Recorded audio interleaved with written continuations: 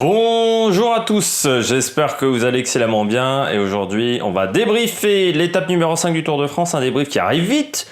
Vous l'avez vu en temps et en heure, heureusement les coureurs, malgré que les coureurs soient arrivés tard, mais l'étape a l'avantage qu'il ne s'est absolument rien passé dans cette étape numéro 5. Si vous étiez au travail, si, je sais pas, vous aviez une compétition de ping-pong ou autre chose, je ne sais pas quelle est votre vie, eh bien je pense que vous êtes vraiment pas passé à côté d'une étape de malade. Très clairement, c'était un peu comme France-Danemark à la dernière Coupe du Monde, hein. C'était le temple de l'ennui. Jusqu'au bout de l'ennui, vraiment, ça a été très long cette étape. Pas aussi long enfin,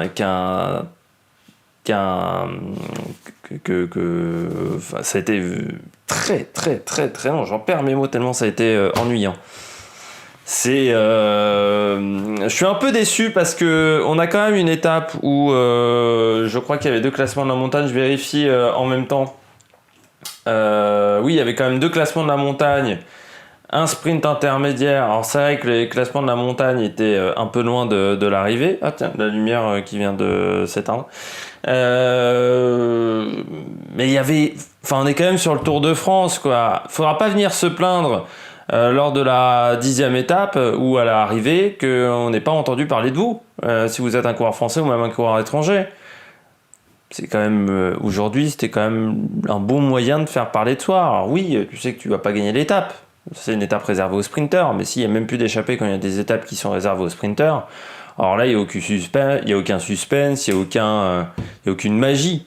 Il y a eu des étapes magnifiques. Alors, je sais que ça remonte un petit peu, mais sur du plat où les échappés sont repris à quelques mètres de l'arrivée, demandés à Jack Bauer, ou des étapes où vous prenez le maillot jaune sur une étape de plat, demandé à Romain Feuillu ou à Sam Dumoulin qui avaient remporté des étapes de plat. Je trouve ça un petit peu dommageable que sur une étape comme ça, qui n'était pas en plus toute plate, on n'ait pas eu plus d'attaques. Bon. Un peu tristoun cette journée. On passe tout de suite au bilan des Bleus. Alors je vous ai pas fait le résumé avant ce bilan des Bleus, mais en résumé, il y a eu une seule attaque, c'était Casper Asgreen et Thomas de Rent, et ensuite plus rien. Cosnefroy a pris les points pour le maillot de la montagne, et puis voilà. Venturini, au top. Clément Venturini, parce qu'il fait 9ème, et que c'est pas un pur sprinter, Clément Venturini, que c'est pas un coureur qui est extrêmement bien emmené, quand même chez AG2R, parce qu'à part Nezen qui fait ce travail-là, les autres sont quand même plutôt des coureurs de montagne. C'est pas un pur sprinter, Venturini, parce que c'est un coureur qui vient du cyclocross. Bon, on dirait que le vainqueur du jour n'est pas non plus un pur sprinter, hein, Wout van Aert, mais Clément Venturini n'est pas un pur sprinter. C'est un coureur qui a une bonne pointe de vitesse mais qui n'est pas un pur sprinter. Alors, c'est un coureur qui s'en sort très bien en Coupe de France. Je crois que même, je sais pas s'il n'avait pas gagné un Paris-Bourges, Venturini. On me posait une question. Ou est-ce que c'était pas Barbier, un des deux. Mais Venturini, c'est pas un pur sprinter. Il fait quand même 9ème sur une étape où ça a été assez linéaire au niveau du sprint. Sans être très bien emmené, avec une équipe qui n'est pas à son service. Je trouve que c'est plutôt bien pour un coureur français. Bon, après, bien, c'est pas non plus top du top, hein. C'est pas à se taper le cul par terre, mais quand même pas mal pour Clément Venturini de faire un top 10. Brian Cocard, 7ème. S'il était mieux emmené que Brian Cocard, quand même, c'est frustrant, hein. C'est frustrant parce que tu vois que c'est ce qui lui manque un petit peu quand même. Alors c'est un coureur qui est très habile pour sauter d'une roue à l'autre, mais n'avoir que Kevin Reza dans le final, moi j'ai pas vu de Buchkereux par exemple. Où est-il passé le Belge? Ça manque de main d'œuvre très clairement pour Brian Cocard. Et sur une étape comme celle-là, on voit que quand vous avez la main d'œuvre, même vous n'êtes pas le plus grand sprinter du monde, vous vous en sortez. Regardez Chesbol. Avec la main d'œuvre, il a réussi à s'en sortir. Et c'est grâce à sa main d'œuvre, hein. C'est grâce à ses coéquipiers qu'il a réussi à s'en sortir. Sinon, il est pas au top. Mais Brian Cocard, oui, 7ème, pas bien emmené. Du côté des flops, je vais aller assez vite dans ce débrief parce qu'il n'y a pas grand-chose à dire. Viviani qui a été totalement inexistant, mais qui est inexistant depuis le début de ce Tour de France, et c'est assez inquiétant pour le coureur italien parce qu'il a été recruté quand même pour gagner des courses. Et moi je me souviens d'un certain Nasser Boigny chez Cofidis qui avait été viré pour moins que ça, parce qu'il gagnait quand même des courses. Nasser Boigny, la Viviani, depuis le début de saison, on se demande où il est, et surtout depuis le début de ce Tour de France, parce qu'aujourd'hui il est même pas dans le peloton. Et il est même pas dans le peloton, il a été lâché dans le final, alors que la difficulté, le faux plat n'était pas très dur quand même. Enfin, normalement, il n'aurait pas dû lâcher, donc c'est pas normal du côté de Viviani. Comme Bonifacio de l'autre côté, le coureur de Total Direct Energy, 48e Bonifacio. Alors il est tombé le premier jour.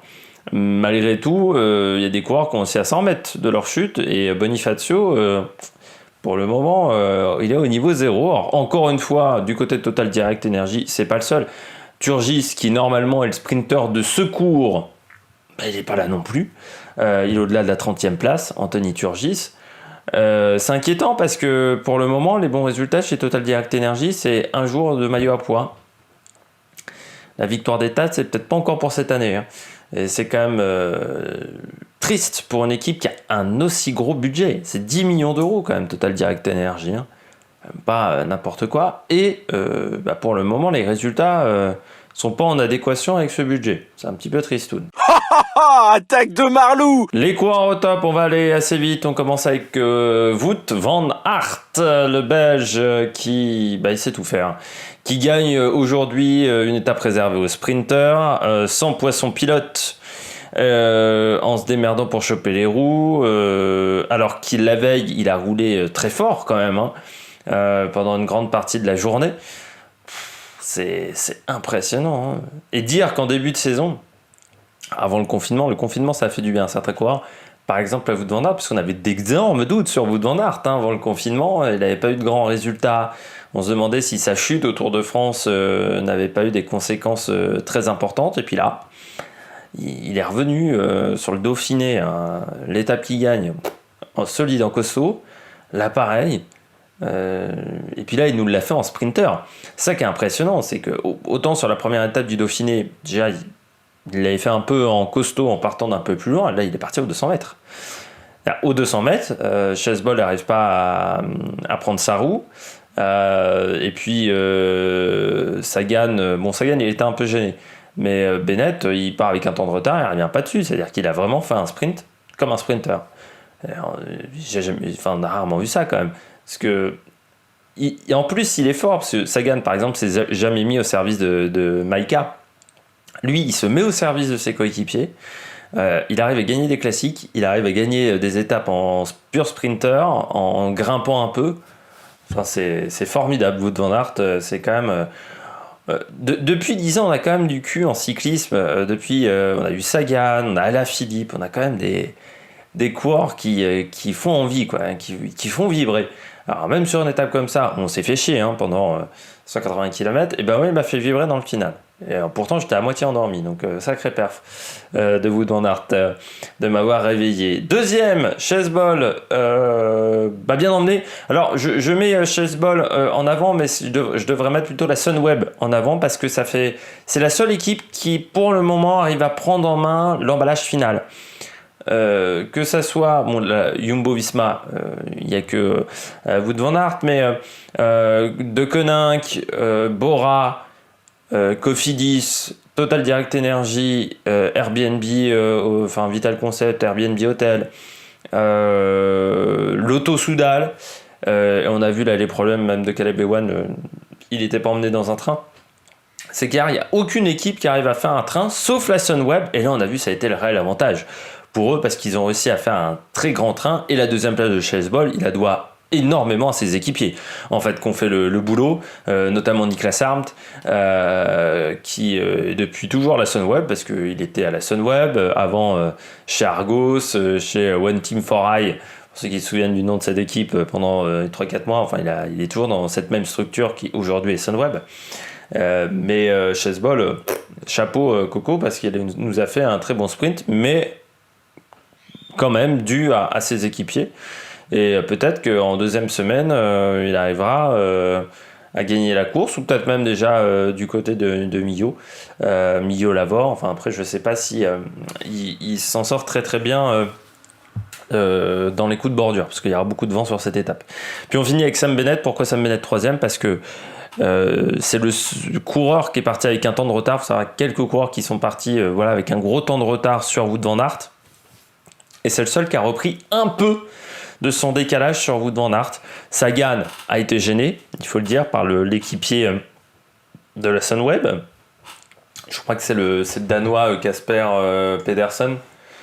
Donc c'est Pedersen qui gêne un petit peu, qui gêne Sagan, mais c'est le seul qui a refait son retard. C'est-à-dire que ni Stuyven, ni Mesgeek, ni Coquard, ni Ewan ont réussi à rattraper du temps sur Wout van Aert, alors que Sam Bennett, si. Donc ce qui montre que Sam Bennett est en très grande forme, mais pour le moment quand même, du côté de Sam Bennett, il n'y a toujours pas d'ouverture. Alors peut-être qu'à partir de vendredi, si Alaphilippe, s'ils sont plus obligés de défendre le maillot jaune, peut-être que Sam Bennett aura un peu plus de monde autour de lui, parce que là, ce qui lui manquait aussi à Sam Bennett, c'est un petit peu de monde. Puis je vais passer rapidement au bonnet d'âne sans habillage. Christophe, 14e. Pas emmené aussi le coureur de l'UAE, mais avec Pogacar, c'est sûr que peut-être la stratégie a changé du côté de UAE Team Emirates, mais on ne l'a pas vu. Et puis Trentin. Ce qui est très décevant du côté de la CCC, c'est que Trentin ne soit pas emmené, ou même... ils ont l'équipe pour emmener Trentin. C'est ça qui est encore plus frustrant que pour Anthony Turgis et la Total Direct Energy. C'est qu'eux, ils ont vraiment emmené une équipe où on peut quand même emmener Trentin. Vous avez Michael Scher, et qu'est-ce que je vois? Michael Scher attaque à 2 bandes de l'arrivée, une attaque en plus qui ne servait absolument à rien. Parce que quand un peloton est lancé et que vous appelez... surtout quand vous avez la vivacité de Michael Scher, je ne vois pas comment vous pouvez surprendre le peloton. Surtout en attaquant quand vous êtes devant le peloton. J'ai absolument pas compris ce qu'a fait Michael Scher. Ça me rappelle à une époque les attaques de Sylvain Chavanel chez Quick-Step sur le Tour de France. Des fois, il y avait des attaques, tu disais, bon, ok, il a attaqué, mais quel était l'intérêt? Là, c'est un peu pareil avec Michael Scher, donc Trentin, 38e. Sur une étape où normalement ça devait parfaitement lui convenir. Alors je sais que je l'ai mis dans mes favoris pour l'étape 7, parce que j'ai déjà tourné la vidéo. Je regrette maintenant quand je vois ce résultat là. Non mais là, on l'a pas du tout vu quoi, Trentin. Je suis pas rassuré pour Matteo Trentin au niveau des sprints. Après, bon, quand on connaît Trentin, c'est qu'il est aussi capable de gagner en montagne. On se souvient de sa victoire de l'année dernière à Gap. Donc cette photo elle a même servi de miniature à la vidéo de présentation de cette étape. Mais Trentin, je suis plutôt inquiet parce que pour l'instant, je ne le vois pas vraiment performer. J'espère que vous avez aimé cette vidéo. Demain, on se retrouve, ça sera à Mont-Igual. J'espère qu'il y aura un peu plus d'animation sur cette étape. N'hésitez pas à vous abonner à la chaîne. N'hésitez pas à réagir dans les commentaires. N'hésitez pas à mettre un pouce bleu. Et puis nous, on se retrouve pour de nouvelles aventures sur l'Amérique Production. Ciao, ciao.